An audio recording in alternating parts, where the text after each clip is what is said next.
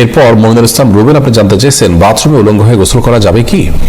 বাথরুমে কিংবা টয়লেটে যেখানে আপনাকে অন্য কেউ দেখতে পাচ্ছে না এরকম জায়গায় গোসল করলে আপনি শরীরের সমস্ত কাপড় চোপড় খুলে বিবস্ত্র অবস্থায় গোসল করলে সেটি হারাম বা সরাসরি নিষিদ্ধ কোনো কিছু হবে না। আমাদের মনে রাখতে হবে যে একটা সময় পৃথিবীতে মানুষের বেশিরভাগ মানুষেরই অনেক বেশি কাপড় চোপড় থাকতো না, অনেকেরই একজোড়া কাপড় থাকতো যেটা দিয়ে তিনি তার জীবন পার করে দিতেন। আজকাল আলহামদুলিল্লাহ আমাদের অনেক কাপড় চোপড় রয়েছে। তো যার সামর্থ্য আছে এরকম অবস্থায় তিনি সকল কাপড় চোপড় খুলে গোসল করাটা তার জন্য অনুত্তম।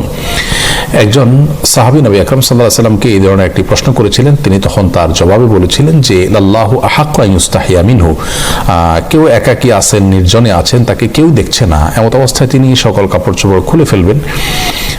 এই বিষয়টি অনুত্তম, কারণ আল্লাহ তাআলা তাকে দেখছেন, আল্লাহর প্রতি তার লাজ লজ্জা থাকা উচিত অন্তত। আর এটি নানান দিক থেকে আমাদের জন্য ক্ষতিকর বটে, মানুষের স্বাভাবিক লজ্জা এটাও কমে যায়। এই জন্য একান্ত প্রয়োজন না হলে বাথরুমে উলঙ্গ হয়ে গোসল না করাটা উত্তম। আমাদেরকে নবী আলাইহিস সালাম যে নির্দেশনা দিয়েছেন বোঝা যায় নবী সাল্লাল্লাহু আলাইহি সাল্লাম প্রয়োজন ছাড়া বিবস্ত্র হওয়ার বিষয়টিকে পছন্দ করতেন না। তবে যদি কেউ বিবস্ত্র হন, তিনি একাকী আছেন, কেউ দেখছে না, তো সেটা তার জন্য হারাম হবে না। একটা হলো অনুত্তম আর একটা হারাম, দুটো দুই জিনিস, কিন্তু হারাম হবে না বিষয়ের কারণে, গুনাহ হবে না ওটার কারণে, কিন্তু অনুত্তম হলো একজন মুসলমান অনুত্তম কাজ থেকে বেঁচে থাকার চেষ্টা করবেন, কিন্তু প্রয়োজন হলে তিনি এটি করতে পারেন। অতএব গোসলের সময় অন্তত নাভি থেকে হাঁটু পর্যন্ত সতেরো জায়গাটুকু ঢেকে থাকে এরকম গামছা বা তোয়ালে বা লুঙ্গি অনেক কিছু পরনে থাকলে অবস্থায় গোসল করাটাই হলো ভালো।